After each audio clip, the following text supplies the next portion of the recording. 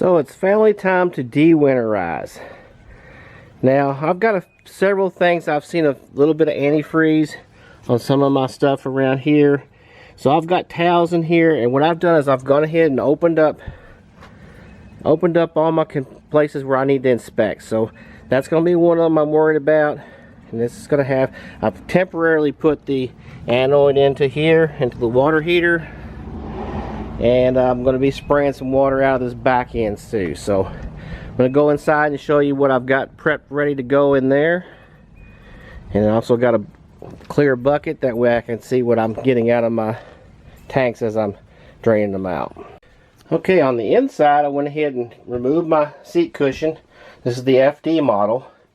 And I've got everything where I can see in here. I've got me a flashlight where I can look in here. Because as I do this, I want to check to make sure nothing's leaking. And I also got where I can get into the bathroom and everything in here to de-winterize. I've now turned my battery switch on. So I'm going to run off the battery with my pump. And I'm going to open this up in here and check the hoses and make sure nothing's leaking inside of there. So what we're going to do first is, I've got this sheet from last year. I showed you I got this on the, it was on the Flagstaff Geo Pro Facebook page. I believe it on there. There's an actual PDF file in there where you can print this step by step for actual winterizing. And then as you move on toward the midway through this brochure, it has a de-winterizing instruction. So we're going to go step by step through this, and we're going to add a few things at the end. So first thing it says we want to fill our fresh water tank with clean water. So since I put a little bit of antifreeze in there, I'm going to drain out anything that was left in there, kind of flush it out just a little bit, and then I'm going to fill it up about 3/4 full. Well, I flushed out about a pint of antifreeze that was down in that low part of the freshwater tank. I just had some down there just to keep that valve from freezing. I'm filling my tanks up now. I'm going to go to about 2/3. So we got up to, we're 1/3 now. I'm going to wait till that gets to about 2/3, and then we're going to shut that water off and use that. So I got it up to 2/3 now, so I'm going to go cut that water off. Step 2, it tells me I need to take this valve here at the bottom, and I need to line that.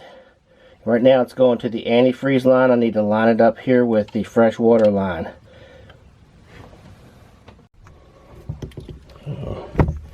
There it lines up like that.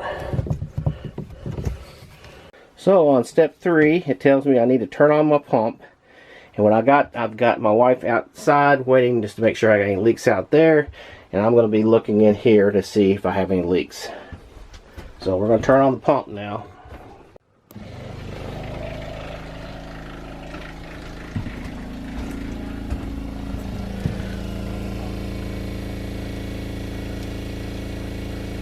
Alright, it's running.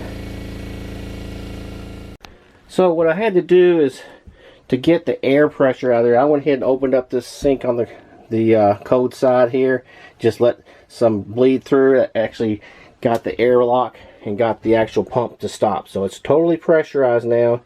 And this is a special thing that I'm going to do, but I want to check all my fittings before I start moving antifreeze around. So on step 3, it tells me I need to go around back, and I'm going to push in the check valve, and I'll show you where that is here. And I've got a bucket because it sprays out of there.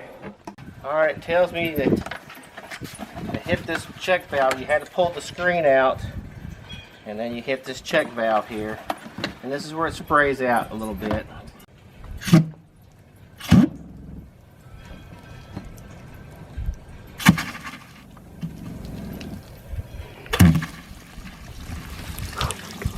And it doesn't take too long to get clear water.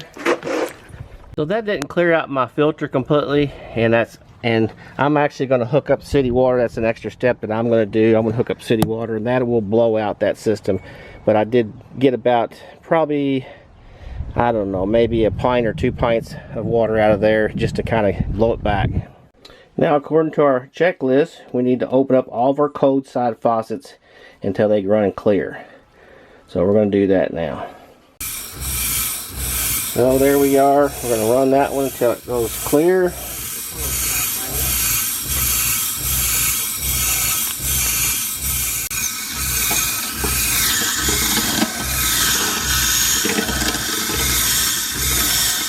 That first one you open up, it takes a little while. That one did take me about 2 or 3 minutes to run it clear.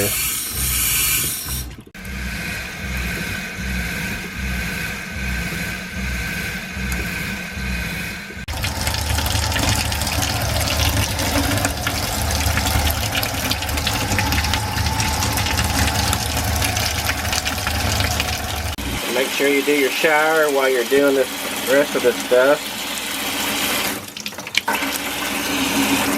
Now on your shower, you need to use some kind of bucket because you can't really see the color as it comes out. So I'm going to use this clear bucket.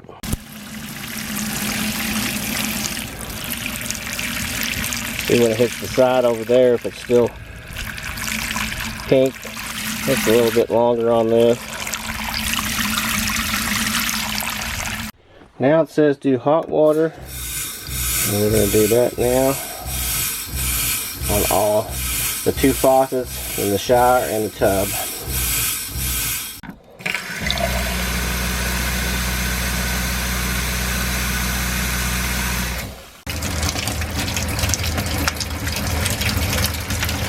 Hot side on that one, and then the hot side on this one.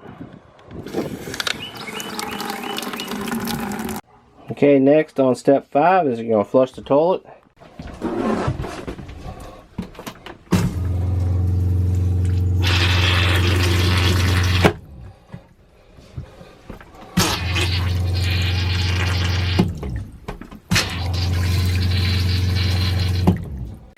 Next on step 6 is we need to take our low water drains and we need to disconnect those.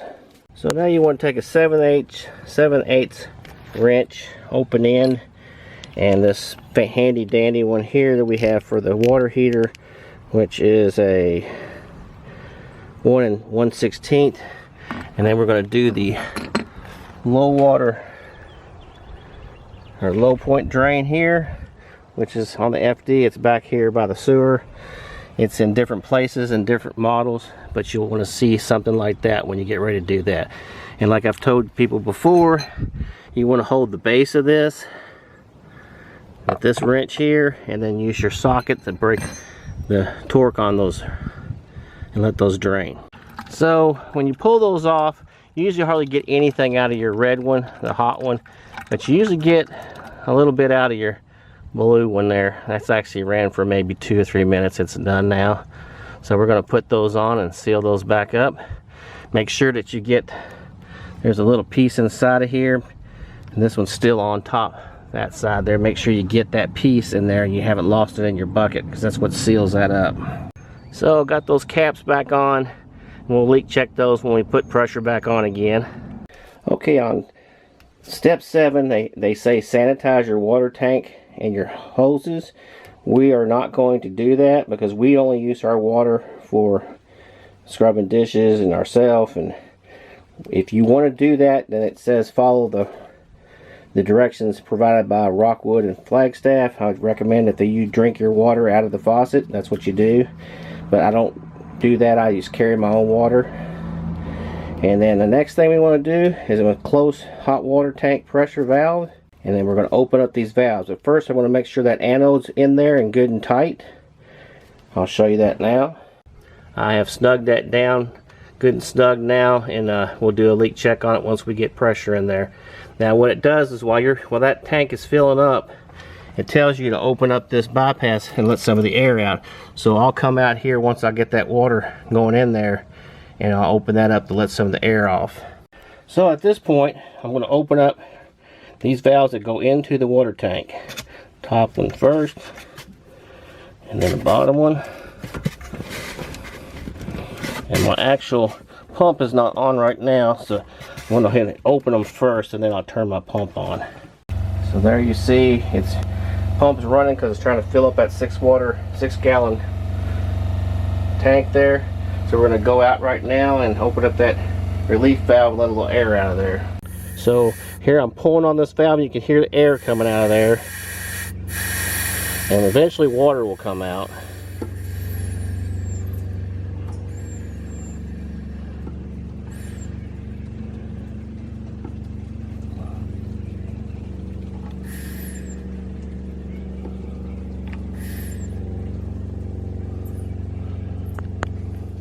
So while you're doing this, you're going to have to turn off your pump a little bit every once in a while and let it rest, because it gets a lot of air in the line. So you have to keep on working it between coming in here and turning on your pump and then going outside and opening up that air valve and let some of that air bleed off.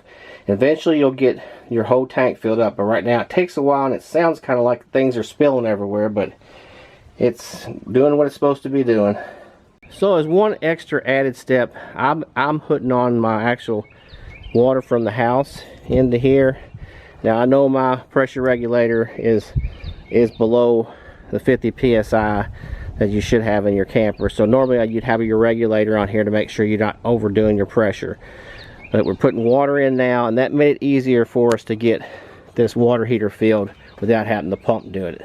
So what I'm going to do now is I'm going to continue to run each one of these faucets with my city water hooked up, just to make sure I got everything good and clear. Then I'm going to do a good leak check underneath the sink here, back in here by my pump, and back in through the bathroom, just to make sure nothing froze over the winter. Okay, so I'm finishing up my winterization, or my de-winterization I should say, and it took me a little bit to get the air out of this tank in the water heater. I had to work several times. I actually had to add some more water to my freshwater tank. I think that was where the problem was. It was pulling in air there. So make sure that tank is at least 2/3 full, and maybe even almost full when you start, because once I did that, the pump did just fine. So I'm checking for leaks right now. This is something you should check every year. And I checked around here. I'm doing pretty good with this. I did go ahead and remove this. FD model has this panel that was in here, and I kind of like being able to look in here and see all the piping. So I'm going to leave that as is. If you notice, I still have a little bit of antifreeze in the bottom of that. I'm going to have to take that out and clean that out. But I don't put a filter element. I don't filter my water. So if I do filter, I'm going to filter it in the inline, but I probably don't worry about it because I bring my own water when I drink for my drinking water. So I'm going to leave that panel out there. Looking inside, there's a few things in here you want to check for. One thing you want to check for is most of these swedge fittings won't leak on you, but you do have a threaded part right here on the water heater on both the connections. They seem to loosen up. I had to just snug them a little bit. They seem like they were looser than they should. And this one down here by the pump, right there, it actually threads in too. So I'm going to make sure that's at least finger tight. Mine were a little bit loose. So that's where I may have lost a little bit of fluid. Also, go into your bathroom and you want to check this fitting right here. That's another threaded fitting. Anytime you have a threaded fitting, it's going to loosen up over the bouncing and banging around. So make sure this one here is good and snug. Just take this piece right here and just make sure it's tight. And that pretty much goes for most every other fitting. Like I say, you want to go up underneath here, check if your fittings are leaking. Right now I'm pressurized with the water pump. I already pressurized with the city water hookup yesterday, but I'm just checking again today. Now I have a little bit more light. Everything's looking pretty good. And that's pretty much all I have for de-winterization.